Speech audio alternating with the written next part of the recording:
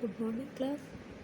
पिछली कक्षा में हमने बुद्धि के विभिन्न सिद्धांत पढ़े थे और आज हम बुद्धि के एक नया सिद्धांत लेकर आए हैं और उसमें नए सिद्धांत का नाम है त्रिआयामी सिद्धांत।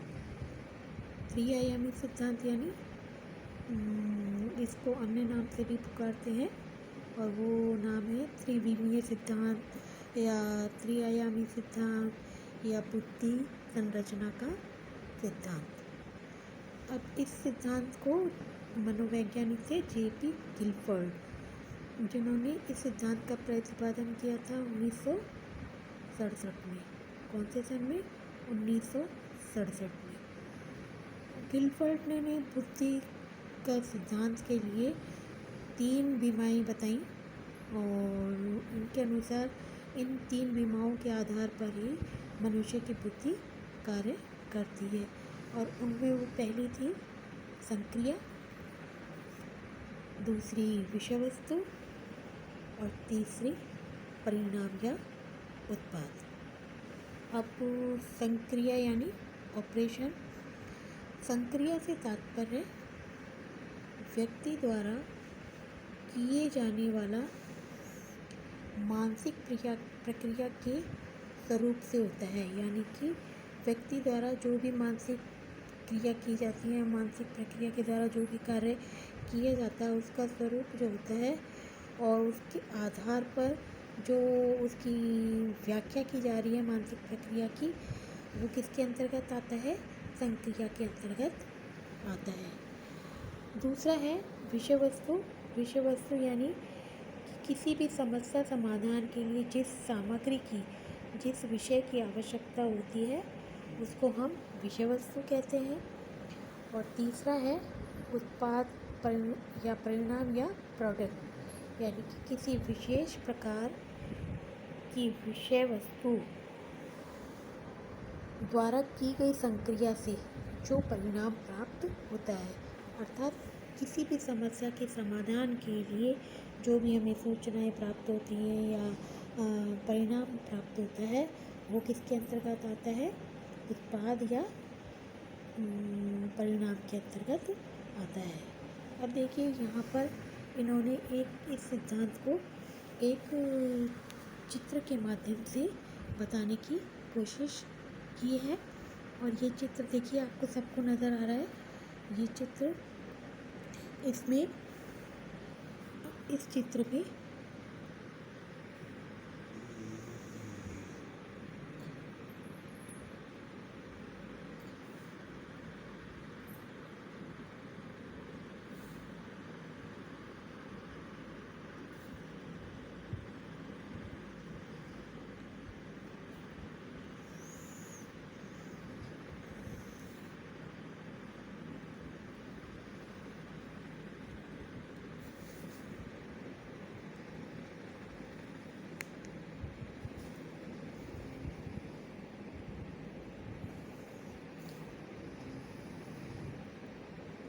कि ये वैसे तो चित्र बना हुआ था, लेकिन समझाने के लिए ये आपको सर्किल जो दिखाई दे रहे हैं, ये पूरा का पूरा जो सर्किल है ये एक सर्किल है, एक बीमा हो गई।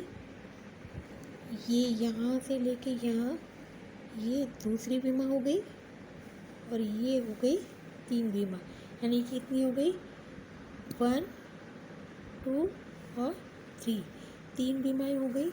इन्होंने पहली बीमा को नाम दिया विषय वस्तु। क्या नाम दिया? विषय वस्तु। दूसरी बीमा है जो है संक्रिया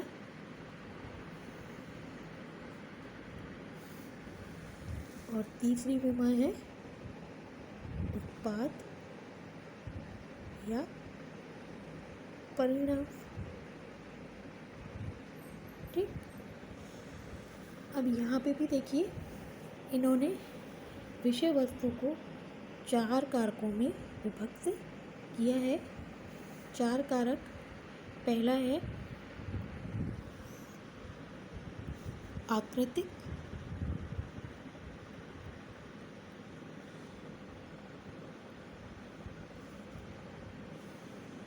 अब ये देखिए जो आकृतिक है, ये पूरा का पूरा जो आपको सर्किल दिखाई दे रहा है, ये पूरा है जो आकृतिक का है।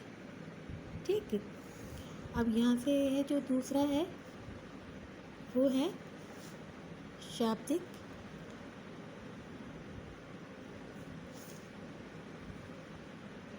तीसरा है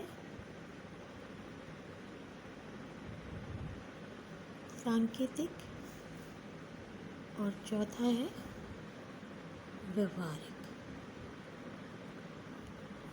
कितने कारक हो गए? 4 कारक हैं, आकृतिक, शाब्दिक, सांकेतिक और व्यवहारिक। ये 4 कारक हैं और ये 4 कारकों के माध्यम से ही विषय वस्तु काम करती है कि जो हमारे सामने विषय वस्तु आती है वो आकृति के रूप में, शब्दों के रूप में, संकेतों के माध्यम से, व्यवहार के माध्यम से हमारे सामने आती है। अब आगे है पांचवा दूसरा संक्रिया। इसमें 5 हैं। पहला है संज्ञान,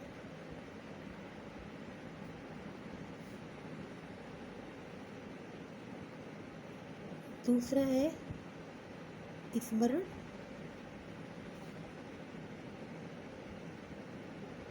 तीसरा है परंपरागत चिंतन। परंपरागत चिंतन को अभिसारी चिंतन भी कहते हैं। अभिसारी चिंतन भी कहते हैं। ठीक। चौथा है अपरंपरागत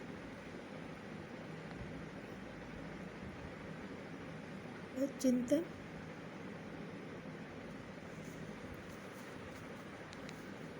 और 5वां है मूल्यांकन। अपरंपरागत चिंतन को अपसारी चिंतन भी कहते हैं। ठीक है। अब ये परंपरागत चिंतन जो होता है वो या अभिसारी चिंतन है वो होता है एक दिशा, यानी कि हमारी जो बुद्धि काम करती है वो एक ही दिशा की ओर काम करती है। और अपरंपरागत चिंतन या अपसारी चिंतन कि हम जैसे अनेक प्रकार से चिंतन करते हैं, किसी भी विषय को लेकर या किसी समस्या को लेकर अनेक दिशाओं में सोचते हैं, अनेक तरह से चिंतन करते हैं, तो वो क्या कहलाता है? अपसारी चिंतन कहलाता है। ठीक है, तो यहाँ पर कितने हो गए? ये 5। अब तीसरा है उत्पाद या परिणाम। इसमें 6 है। पहला है इकाई, दूसरा वर्ग, तीसरा संबंध, चौथा प्रणाली, 5वां प्रत्यावर्तन या रूपांतरण,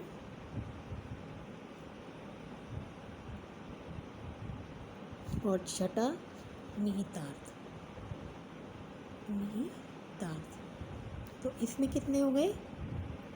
6। अब देखिए यहाँ पर जो प्रोसेस है कि विषय वस्तु जो भी हमारे पास है उसके माध्यम से संक्रिया होती है, प्रोसेस चलता है और बाद में हमारे पास रिजल्ट प्राप्त होता है इन माध्यमों से। और जैसे उदाहरण के तौर पे, जैसे हम किसी को बच्चे को कोई कहानी सुनाते हैं और कहानी सुनाने के बाद वह अपने मन में सोचता है और हम उस बच्चे से प्रश्न पूछें कि इस कहानी से हमें क्या शिक्षा मिलती है, और कहानी से क्या शिक्षा मिलती है, और अगर उस बच्चे ने कहानी ढंग से पढ़ी होगी तो वह इन सब माध्यमों से उसका चिंतन करेगा, संज्ञान के माध्यम से, स्मरण के माध्यम से, परंपरागत चिंतन, इन सब के माध्यम से चिंतन कर कर वो अपना रिज़ल्ट निकालेगा और उस कहानी से उसको क्या शिक्षा मिलती है उसका परिणाम उसे प्राप्त हो जाएगा। और यहाँ पर तीनों क्या है कि चार, यानी कि इन्होंने जो गिलबर्ट ने बात कही थी कि इनके मूल सिद्धांत जो मूल कारक हैं वो 120 होते हैं। तो वो कैसे होते हैं? 4 × 5 × 6 मल्टीप्लाई करेंगे कितना आएगा? 120। तो इनके जो मूल कारक थे वो कितने थे? 120। अब यहाँ पर देखिए, इन्होंने जो आकृतिक है इसी को हटाकर इसमें 2 कारक और जोड़े, वो थे दृश्य और श्रव्य। अब कितने हो गए? आकृतिक को हटा दिया, 1 2 3 4 और 5। ठीक है, तो कितने हो गए? 5। और संक्रिया में तो 5 है ही, और 6 मल्टीप्लाई करने पे कितना आया? 150। तो ये प्रथम संशोधन पर इन्हें प्राप्त हुए। प्रथम संशोधन कि मूल में कितने थे? 120, और प्रथम संशोधन में हुए 150। इन्होंने आकृतिक विषय वस्तु जो विमा थी उसमें आकृतिक को हटाकर इसमें आकृतिक में ही 2 और जोड़ दिए, दृश्य और श्रव्य। अब इन्होंने संक्रिया में ही स्मरण को हटाकर इन्होंने इसमें क्या किया? स्मृति धारण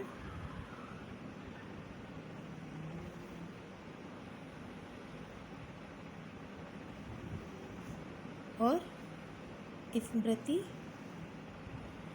लेखन। तो अब इसमें कितने हो गए? 1 2 3 4 5 और 6। स्मरण को इसमें हटा दिया, उसके बाद कितने हैं? 6। तो अब कितने हो गए? 5 6 × 6 बराबर 180। ये द्वितीय संशोधन में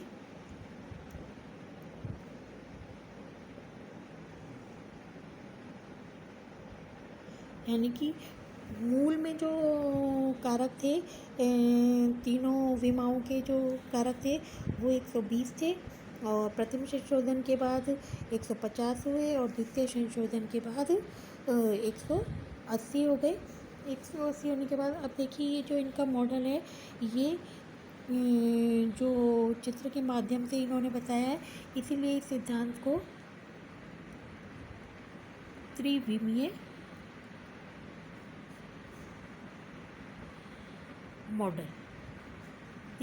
मॉडल भी हम कहते हैं, क्योंकि ये ही पहले मनोवैज्ञानिक थे जिन्होंने बुद्धि के सिद्धांत को एक मॉडल, एक चित्र के माध्यम से समझाया था। इसमें ये है कि जैसे हम फसल काटते हैं, और फसल काटने के बाद उसको सफाई के लिए मशीन में डालते हैं, और फिर हमको फसल प्राप्त होती है, गेहूँ प्राप्त होता है। इसी प्रकार से ज्ञान है, पहले विषय वस्तु को मानसिक प्रक्रिया के अंतर्गत संक्रिया करनी पड़ती है, और फिर कहीं स्पष्ट ज्ञान प्राप्त होता है। तो ये हमारा था बुद्धि का सिद्धांत, द्विविमीय सिद्धांत। धन्यवाद।